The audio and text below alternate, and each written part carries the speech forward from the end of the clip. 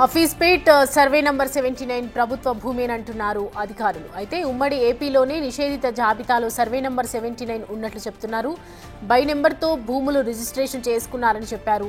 2025 జనవరిలో తాజాగా మరో నోటిఫికేషన్ విడుదల చేశారు రంగారెడ్డి జిల్లా కలెక్టర్. సర్వే నంబర్ 79 ప్రభుత్వ భూమిగా నోటిఫికేషన్లో కలెక్టర్ పేర్కొన్నారు. తెలంగాణ ఏర్పడిన తర్వాత వసంత కన్స్ట్రక్షన్స్ భారీ నిర్మాణాలు చేపట్టినట్లు గుర్తించారు. బై నెంబర్తో కోర్టులను తప్పుదోవ పట్టించారని అధికారులు చెప్తున్నారు. 2007 నుంచి భూములు ప్రోహిబిటెడ్ జాబితాలో ఉన్నాయని, 2012, 2023 వరకు అడ్డగోలుగా నిర్మాణాలు చేసి అమ్మకాలు జరిపినట్లు ఆరోపణలున్నాయి.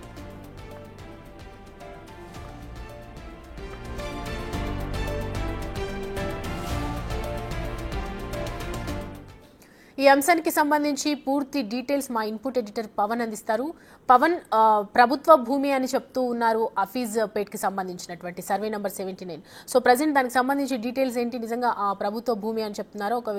ఒకవేళ ప్రభుత్వ భూమి అని నిర్ధారణ జరిగితే ఎలాగా ముందుకెళ్లే అవకాశాలు? నిన్నంతా కూడా హైడ్రా అధికారులు భారీ కూల్చివేతలకు పాల్పడ్డారు. హఫీజ్పేట సర్వే నెంబర్ 79లో ఉన్న భారీ నిర్మాణాలతో పాటు తాత్కాలిక షెడ్లన్నింటినీ కూడా కూల్చివేశారు. ఆ భారీ నిర్మాణాలు ఆ ప్రాంతం అంతా కూడా 39 ఎకరాలు ఆంధ్రప్రదేశ్ రాష్ట్రానికి చెందిన శాసనసభ్యునిగా చెప్పారు. ఆయన మైలవరం ఎమ్మెల్యే వసంత కృష్ణప్రసాద్. ఆయన కూల్చివేతలు ప్రారంభంగానే హుటాహుటిన హైదరాబాద్కు చేరుకున్నారు. హఫీజ్పేట్కు వెళ్ళారు. అక్కడ జరుగుతున్న ఆ కూల్చివేతల కార్యక్రమం పైన, ఆ కూల్చివేతల పైన తీవ్రంగా నిరసన వ్యక్తం చేశారు. అవన్నీ కూడా తాను కష్టపడి కొనుక్కున్న భూములు, అవన్నీ కూడా నాకు ఈ భూముల పైన పూర్తి యాజమాన్య హక్కులన్నీ కూడా నేను కలిగి ఉన్నాను. అటువంటి భూముల్లో హైడ్రా అధికారులు ఈ రకంగా దౌర్జన్యానికి పాల్పడుతున్నారు. ఇది ప్రభుత్వం చేస్తున్న దౌర్జన్యమేనంటూ ఆయన తీవ్ర స్థాయిలో విరుచుకుపడ్డారు. ఆ కూల్చివేతలపైన ఖచ్చితంగా న్యాయస్థానాన్ని ఆశ్రయిస్తామంటూ చెప్పారు.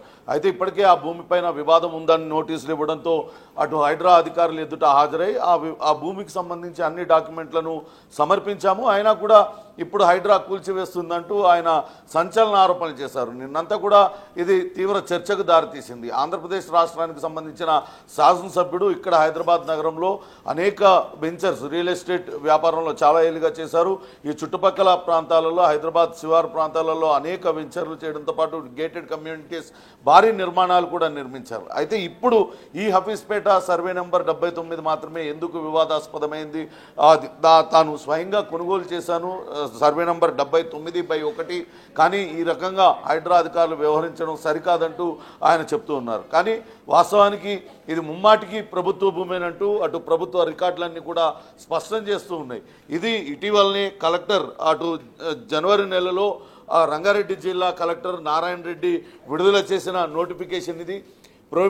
ప్రొహిబిటెడ్ జాబితాలో ఉన్న భూముల్ని ఎప్పటికప్పుడు పేర్కొంటూ ఈ భూములు, ఈ సర్వే నంబర్ భూములు ఎన్ని ఎకరాలు ఉన్నాయి, పలానా సర్వే నంబర్లో ఇన్ని ఎకరాలు, ఇవన్నీ కూడా ప్రొహిబిటెడ్ జాబితాలో ఉన్నాయని ఎప్పటికప్పుడు కొత్తగా నోటిఫికేషన్లు విడుదల చేస్తారు. ఆ నోటిఫికేషన్లో పేర్కొన్న నిషేధిత జాబితాలో ఉన్న భూముల్లో ఎటువంటి క్రయ విక్రయాలు జరపకూడదు, ఎటువంటి నిర్మాణాలు కూడా చేపట్టకూడదు. కానీ దానికి భిన్నంగా అక్కడ చూసినట్లయితే సర్వే నంబర్ 39లో అనేక నిర్మాణాలను గతంలోనే వసంత రియల్ ఎస్టేట్ చేపట్టింది.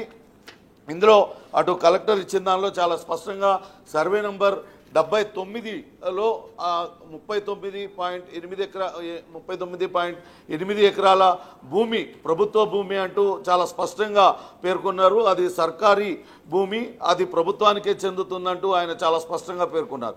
ఇవి 2007 నుంచి నిషేధిత జాబితాలో ఉన్నాయి. వాస్తవానికి ఇవన్నీ కూడా నిజాం నవాబుల కాలంలో నిజాముల దగ్గర అటు మంత్రులుగా పనిచేసిన పాయిగా వంశస్థులకు చెందిన భూములు.